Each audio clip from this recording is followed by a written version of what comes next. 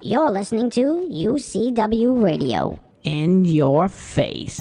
What we got here is a failure to communicate. Oh, have I got your attention now? Greed, for lack of a better word, is good. You know what I mean? Money to be made in a place like this. Money never sleeps, pal. You're crazy. Don't run when you lose. Don't whine when it hurts. You know what it takes to sell real estate? It takes brass. I've fallen, and I can't get up. All right, welcome to Money Never Sleeps. This is the show where we talk about anything and everything that impacts the flow of money from around the corner to around the world. And thank you for joining me again today. What are we going to be talking about? Okay, we're going to be talking about celebrities, athletes, fund managers. And what are they doing? They're getting involved in SPACs. Okay, from Jay-Z, Steph Curry, Shaq, A-Rod, Colin Kaepernick, Serena Williams. Okay, and now they're talking about Kim Kardashian. You know, when does it end? You know, you have so much dry powder that's going around, and people are looking for something to do. They're looking to get involved and capitalize on what's happening.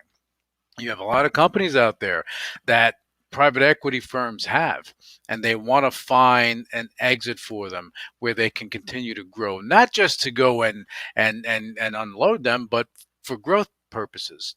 You have a lot of fund managers, celebrities, athletes, people of that nature, you know, affluent people that are going, even, you know, major CEOs of companies. They're going and they're beginning. They're creating these special purpose acquisition companies for the purpose of targeting a great acquisition and helping the companies to grow. Now, if you're a specialist in an area, yeah, I get it. Okay, if you have, you know, and again, I'm waiting for The Rock to wind up doing something here. You know, I know DJ's probably been thinking about this and thinking of how he can wrap his head around it, and I'm sure his team already has it figured out. So that's going to be the next thing, and that's going to be, I'm telling you, I see that happening. But getting back to everyone else, okay, you know, they're creating these SPACs. They're looking to create opportunity. The thing about when you're talking about SPACs is that the fund managers themselves, they make a lot of money. They make a lot of money as the company works.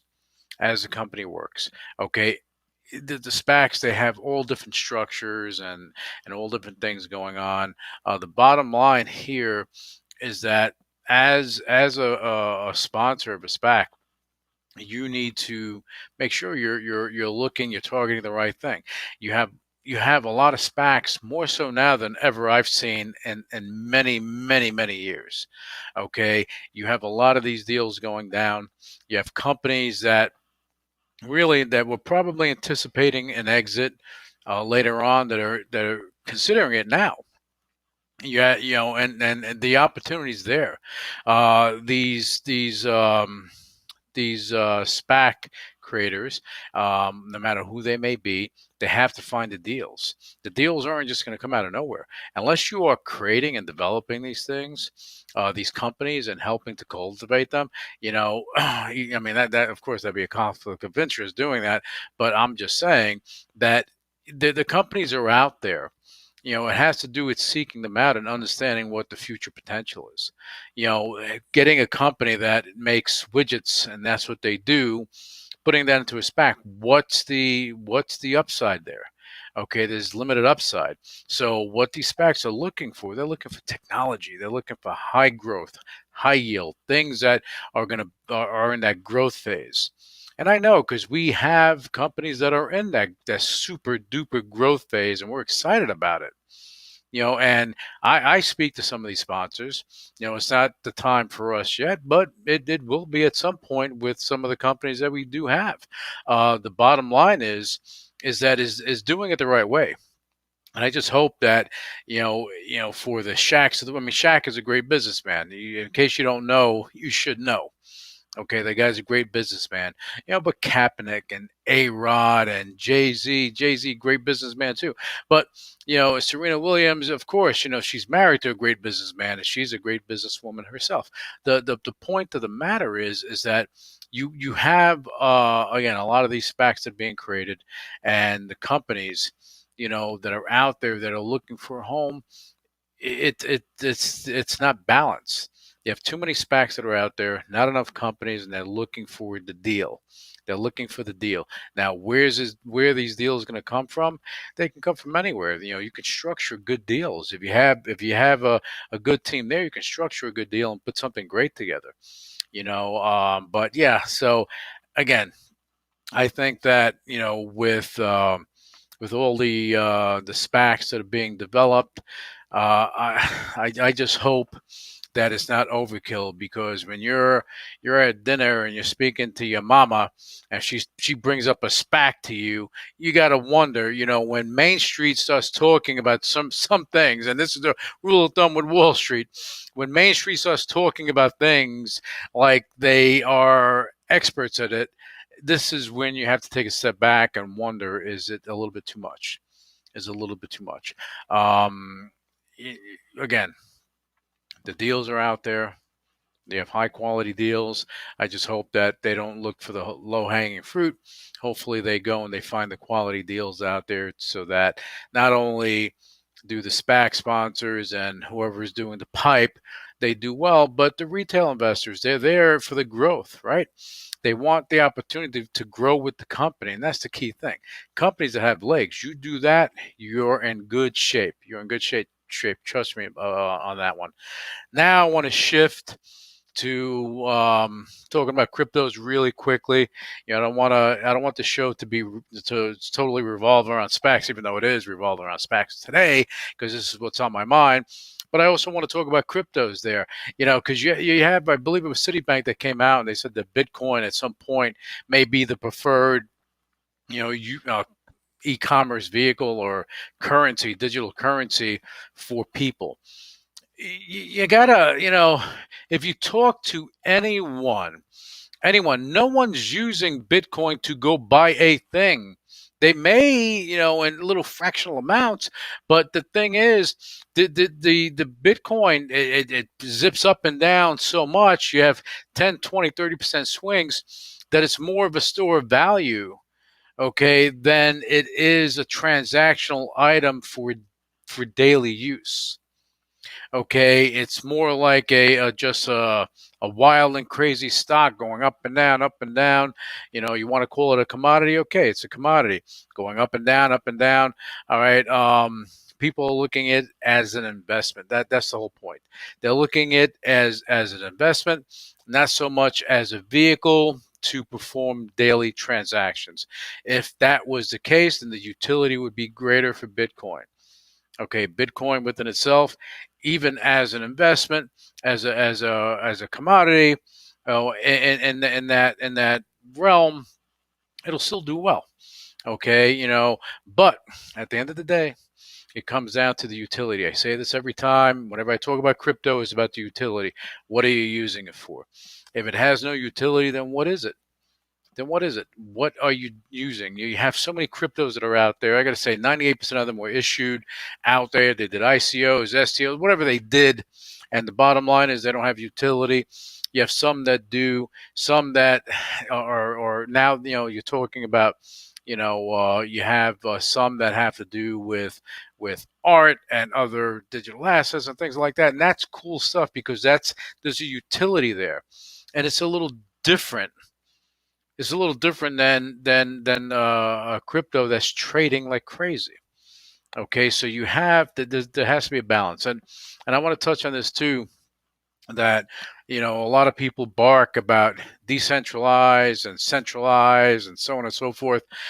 Here goes the deal. Okay, if you have something that's decentralized, is that good? Yeah, it could be good. Okay, it's fine. Like Bitcoin is decentralized, but that was an evolution of sorts as it started to build up, Ethereum and so on and so forth. Now, talk about centralized. When you're talking about something that has to do with, I don't know, something that's asset backed, or something that has a utility, you need it to be centralized, because you want to make sure that you're protected. If it's decentralized, how are you protected? How is it going to be backed by anything? It's going to be very difficult for that to happen. So, I think that people need to look at the utility.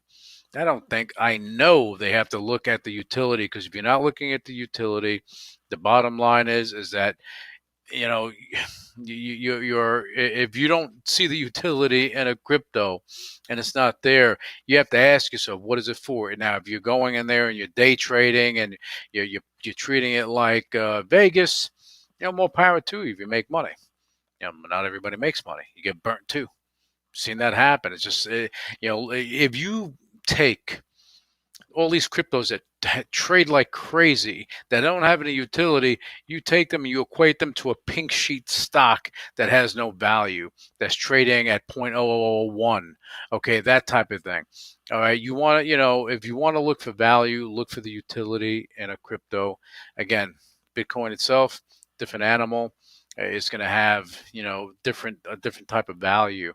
Not so much the day-to-day transaction as people are trying to do. Again, somebody smart is going to come up and they're going to come up with an idea, which I'm not going to be the one to mention it here, but come up with an idea to make it a better ecosystem where you can have something that's utilized, for daily transactions. You do that, it changes the game. All right. Anyway, now that's about it for this episode of Money Never Sleeps. I want to thank you for tuning in. Again, a lot of SPACs out there. I talked about it. A lot of SPACs that you can see. You got celebrities, athletes. You have, fund managers. You have CEOs all jumping on board. You have the Jay-Z's, the Shaqs, the Steph Currys, the Serena Williams, the A-Rods, probably the J-Los and the Bebos and the Kim Kardashians and everybody else jumping on board, and they're looking to take part in what's happening. So we'll see how that works out. All right. But anyway, until next time, I think my next show, I'm going to speak more about commodities, because there are things going on in the energy sector and the precious metal sector that I would really like to touch on. And I'm going to take that time on the next show to talk a little bit about it. All right. Until then, thank you. And you guys have a fantastic trading day. Initiating shutdown sequence. You're listening to UCW Radio. In your face. What is your major malfunction? So let it be written. So let it be done. Ladies and gentlemen, my mother thanks you, my father thanks you, my sister thanks you, and I thank you.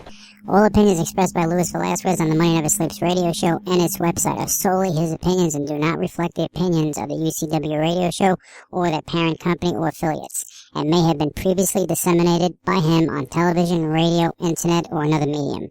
You should not treat any opinion expressed by him as a specific inducement to make a particular investment or follow a particular strategy, but only as an expression of his opinion. His opinions are based upon information he considers to be reliable, but neither the UCW radio show nor its affiliates, parent companies, and or subsidiaries warrant its completeness or accuracy, and it should not be relied upon as such. The UCW radio show, Luis Velazquez, its affiliates, parent companies, and or subsidiaries are not under any obligation to update or correct any information provided on the radio show or on the website. His statements and opinions are subject to change without notice.